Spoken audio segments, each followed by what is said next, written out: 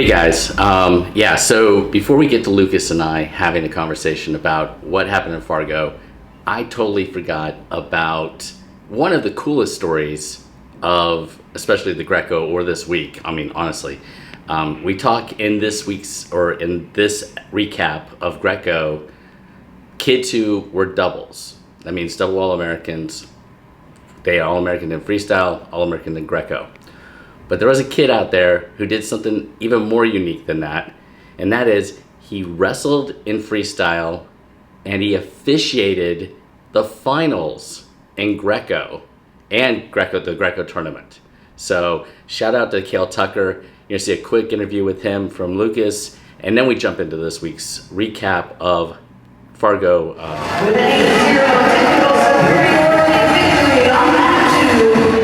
Scrappy family, this official for the weekend, Kale Tucker out of Alabama. You wrestled in freestyle, had a good showing, but refereeing in Greco. Could I kind of ask what led to this process where you're not wrestling Greco, but you're officiating it?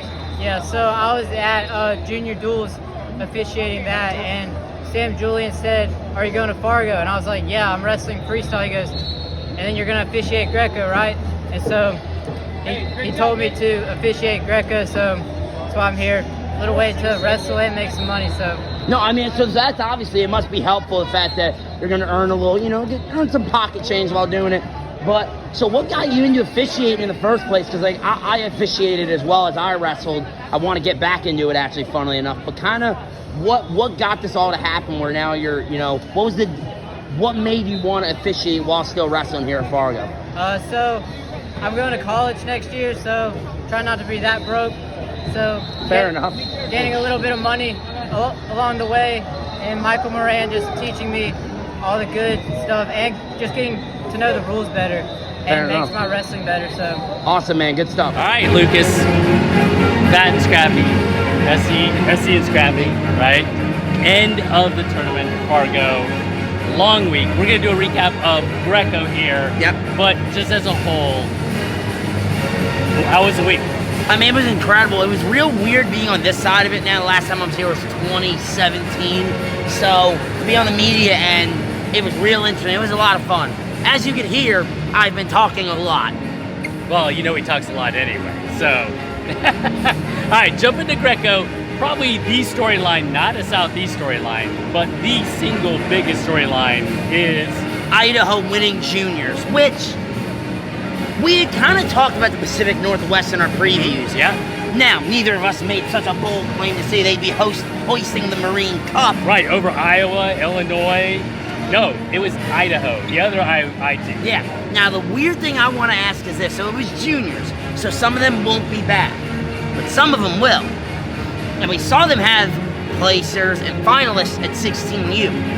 Is this a new normal, or is this an anomaly? Oh, no, I think... Well, that's a good question. I think that Idaho is here to stay. I agree. I actually do agree. Yeah. All right, so jump into the Southeast. We had one champion in Greco, 16U or juniors, just one, Sawyer Bartelt. No, two, I'm sorry. And Mocco. Michael Mocco, my fault. So we had two, both from the state of Florida, one in 16U, one in juniors. But both at 220. Both at 220. So let's take Sawyer Bartelt first. You're Sawyer Bartelt, junior Greco-Roman national champion. Talk us through your match. I was felt like I was more active, and then got hit for passive, working my part-turn defense, didn't give up any turns, kind of reversal. I had it locked up pretty good, a reverse lift. Felt like I should have got more time for that, but it is what it is. I was just gonna have to hold position, win the match 2-1. I feel like I should have wrestled better. I won the Worlds, I'm gonna have to wrestle better than that for sure. That's how it turned out. And then Fargo just being such a special experience for so many people. You wrestled here last year. Maybe didn't get to exactly where you wanted to, but you achieved that goal this year. What's the environment like in this tournament? Completely nothing you can ever explain. Pretty sure biggest tournament in the country this year, 7,000 kids. So something to get used to for sure. First time coming in, it's unbearable, but it's an excitement, and you just got to get used to it, feed off of that the crowd. And then, what did you do? Did you do anything differently? How was your preparation coming into this tournament this year? So actually, I was just at the OTC last week, flew in for weigh-ins. So I guess that obviously plays into my preparation. And then, anybody that's specifically helped you prepare for this tournament, prepare for you're going to Worlds? Yeah. I mean, obviously, parents, and then Coach Umberto Reina, Lighter Wrestling Club, best coach I've ever had my whole life. Big shout out to him. Congratulations. Thank you. Thank you. Hey, Sawyer, let me just ask you one more question. Yeah. What do you have to say to all those, all your fans out there cheering your name? What was that? What do you have to say to them? Was it cool to have them cheering for you? Yeah, it was fun. It was fun. And then all them chanting, do a flip at the end. Yeah. How to give it some. So, yeah. Congrats, man.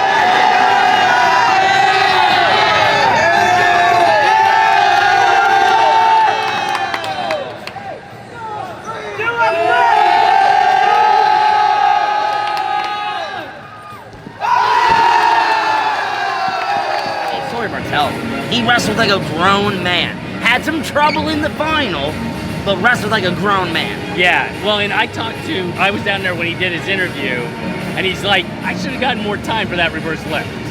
And, you know, I agree with him. I mean, they gave the other guy on top a lot more time than they gave Sawyer any time on top. Agreed. And Michael Mocco.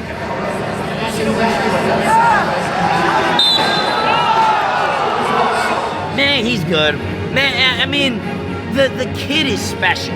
And not only is he a freak athlete, right? But he's got that wiry build. And your father is Steve Mocco. Right. Arguably one of the greatest heavyweights in American history. It's a formula to build a great heavyweight. No doubt. And we see it here showing fruitful. Yeah, no doubt. All right, so shout out to Isaiah Powe, second from the state of, second at 138 in juniors from the state of Alabama. Heck of a run. Yep. Just ran into an exceptional Drury from Colorado. Yeah, that kid's a stud. He is a stud.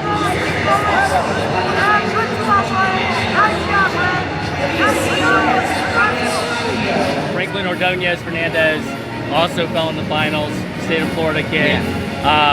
Yeah. Again, a tough loss, but.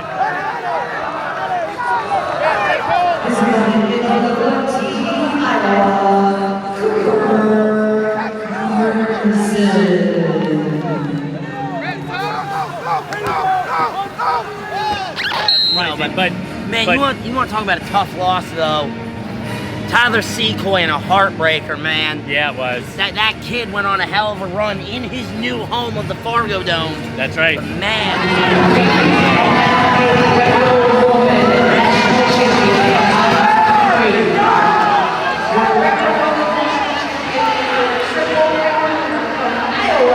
Feel for him. Shout out to Tyler, man. Yeah, so I was going to say, I was leading to that because tough loss for Powe, tough loss for Ordonez-Fernandez, but I don't know if either one of them got nearly as close as Tyler did to the last second. Tyler Secoy wrestled a better match for 5 minutes and 57 seconds. Yeah, and unfortunately came up just short. Still a hell of a run. Absolutely. Still a hell of a run. All right, let's jump to number 3, 16U's, the only top 10 team from the South to make the top 10 from the Southeast was Team Tennessee. 6 All-Americans. Which, I mean, we talked about Team Tennessee at 16U, the level of talent that they have, and it just showed the same. I mean, guys like Cordero, Shamus Regan. All right, Fat and Scrappy family, I'm here with Shamus Regan, National Champion Freestyle, All-American and Greco. Shamus, take a second and talk about what's the preparation and the training like coming into this weekend. It's just going hard every day and working my best for getting that gold and keep pushing it no matter what, even if I'm tired, just keep pushing it and working my best. So, obviously, you won a title in freestyle. Talk about what the big stage is like, the environment in the moment. I didn't get a chance to grab you for an interview after you won it. And talk about what that feeling was like in the moment. It was awesome. I mean, at first it's nervous, but once you're wrestling, I was in the zone and I didn't worry anything about it. I just wrestled my match and I ended up there winning. So now lastly, obviously not the result you probably wanted in Greco on the whole, but a double AA is one hell of an accomplishment. Kind of talk now that you could look back. How does it feel to have double All-American here? I mean, it's great. I mean, for the experience and to come back and double American and all that. I mean, it's awesome. All right, thank you, man. Congrats. Chittum, Standford Thompson, and there's one Chase Walker. Yep. Max Norman. Oh, my Ben Scrappy family, I'm here at Maximus Norman. Just came off getting third in Greco. Let's talk for a second. You have had a very prosperous summer. Cadet and junior duels had a really good run in both of them. Fargo finalists in freestyle, third in Greco. What was it that kind of led up, whether it was the prep or just what went in to having this summer be so successful? It was just all the work since Fargo last year. Just working with my coaches, working on setting up the sweeps, just kind of trying to be less caveman, more like actual technical wrestler. So you got to wrestle on the big stage a couple times this weekend. That must have been a fun experience. Kind of talk about what that was like, maybe even specifically in the finals, under the spotlight, walking down the entrance. That must have been really cool. It was really cool, but you definitely feel the pressure. Like, it wasn't like some of these Greco matches where I'm just kind of, let's go do this. It was like, oh crap, this is the finals, thousands of fans all sitting around here, colleges, like this is big time. Well, congratulations, man. Good work. Excuse me, Mr. Norman.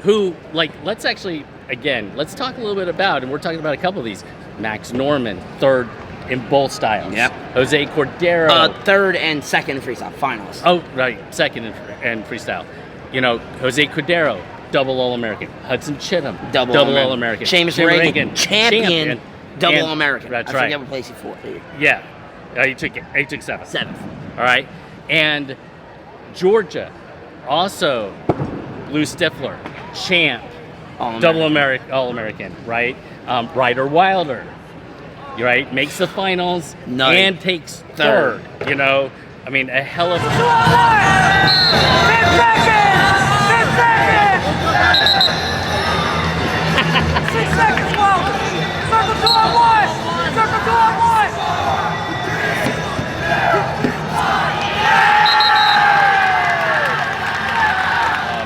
Gabe Swann, double All-American. And Nate Askew had himself not the freestyle he wanted, but came out in Greco, took care of business, finishing in fourth. Yeah, and now Nate Askew was a Greco champ last year, fourth this year.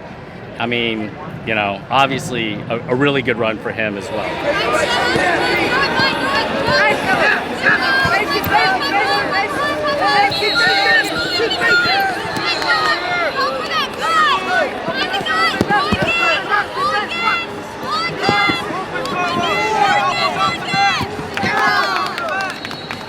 Florida, throw out a couple names, 16U's, Malachi Ortiz. Yep.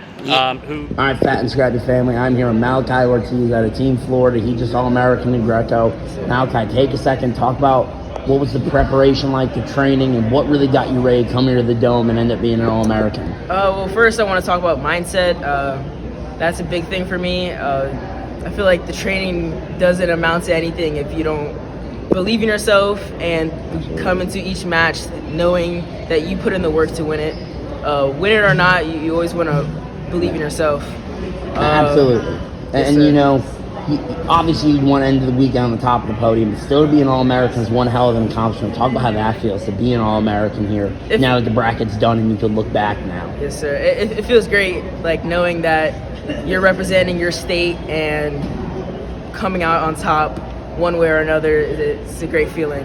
Awesome, man. Thank you. KJ Vazquez, who placed as well for Team Florida.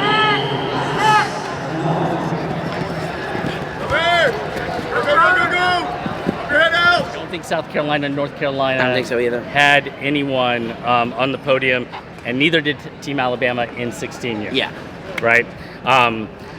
They did in juniors, though, and again, we're talking about double All-Americans. Kiyan Simon, who was a finalist and then makes the podium in Greco.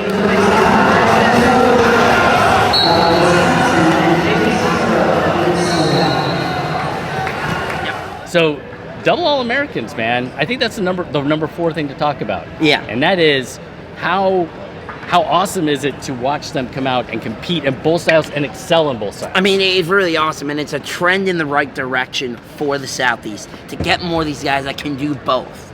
Especially when you look at the best teams in the country, they have double champs, double All-Americans. So for the Southeast to continue to grow, they need that, and we need that. So good on them.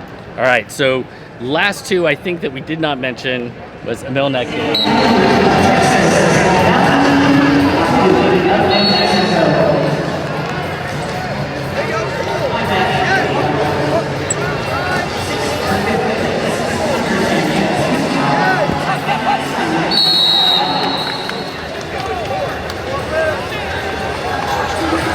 Bambinelli both made the podium in Greco. Yep. Right.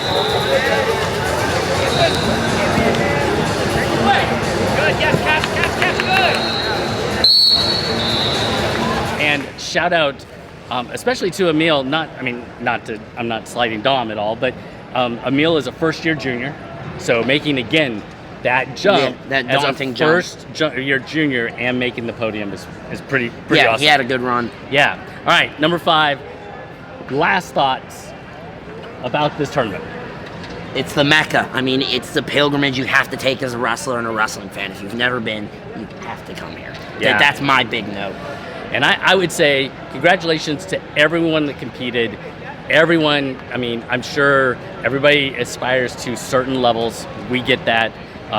But, you know, this is a tough tournament. 7,000, entrants. Which I mean, it was nutty. just crazy. And then I'm going to end it with the wild and craziness of the crowd.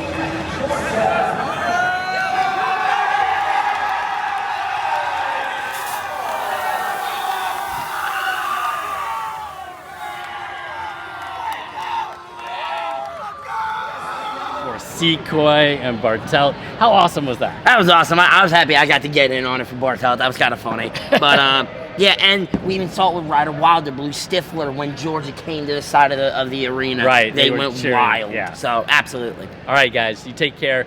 We are headed back to the Southeast. Hope you enjoyed it. Thank the gods. See ya. Peace.